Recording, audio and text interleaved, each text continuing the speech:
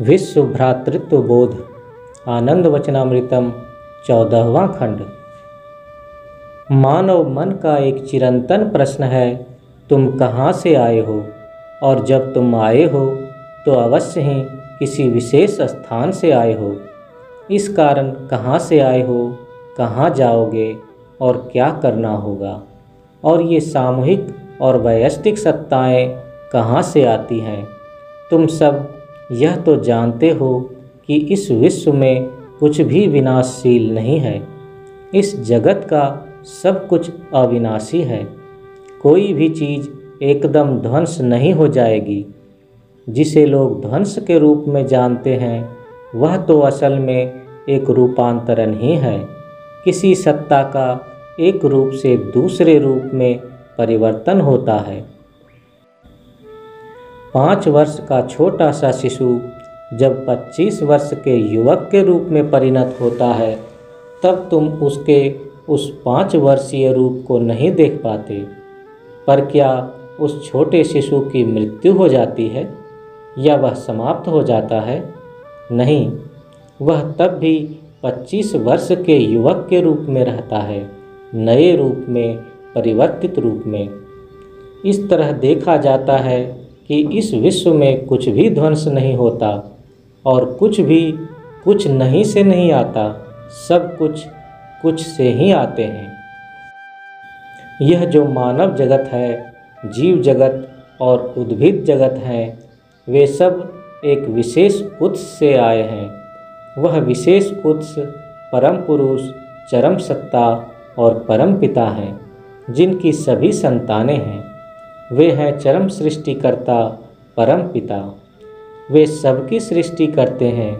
व्यष्टिगत मानव जीवन और समष्टिगत मानव जीवन दोनों का एक ही उत्स है। एक ही जन्मदाता परम पिता हैं। वे जन्मदाता विश्व पिता हैं। अब द्वितीय प्रश्न है, अर्थात प्रश्न का दूसरा अंश है कि मनुष्य रहता कहाँ है। किसी चीज़ को धारण करने के लिए आधार की ज़रूरत पड़ती है। तुम लोग इस एथेंस शहर में रहते हो।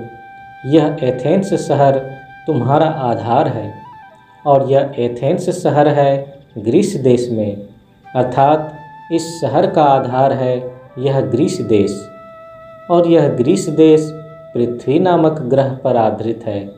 यह पृथ्वी भी इस सौर जगत के मध्य आधारित है। सूर्य, चंद्र और अन्यान्य उपग्रह समन्वित सौर जगत के साथ। और यह सौर जगत आधारित या आश्रित है परम पुरुष अर्थात चरम सत्ता के मध्य में। इस तरह मनुष्य जाति और अन्यान्य समस्त सत्ताएं परम पुरुष में से आए हैं। वे परम पुरुष में ही हैं और अंत में इस परिदृश्यमान जगत को छोड़कर चले जाएंगे। यह बात मनुष्य जगत, जीव जगत और उद्भिद जगत सबके लिए ही प्रयोजनीय है। जो आता है वह चला भी जाता है। यह आगच्छति सह गच्छति। जो आया है वह चला जाएगा। कोई भी चिरकाल के लिए इस जगत में नहीं रहेगा, क्योंकि गति ही है विश्व ब्रह्मांड का मूल तत्व। इस विश्व ब्रह्मांड का सब कुछ ही चलता रहता है। इसी के साथ समग्र पृथ्वी भी चलती जा रही है। कुछ भी स्थिर नहीं है, सब कुछ को चलना पड़ेगा ही। इस कारण जो इस जगत में है उन्हें इस चलायमान जगत के साथ चलना होगा। अब प्रश्न उठता है कि वे कहाँ जाएंगे, उनका लक्ष्य क्या है। उन्हें परम पुरुष में ही लौट जाना होगा, जहाँ से वे एक दिन आए थे। इस कारण परम पुरुष सबके प्रारंभिक स्तर हैं, उच्च बिंदु, और अंत में वही सबकी शेष परिणति है। इस कारण समस्त मनुष्यों में, समस्त सत्ताओं के मध्य एक सहजात भ्रातृत्व बोध है। तुम सब आध्यात्मिक साधक हो, तुम सब भक्त हो, तुम सब उन परम पिता के साथ मिलकर एक होने जा रहे हो। मानव जाति के इस सहजात बंधन को तुम्हें याद रखना उचित है। तुम सब एक दूसरे को जितना हो सके मदद करो, क्योंकि यही विधाता की इच्छा है।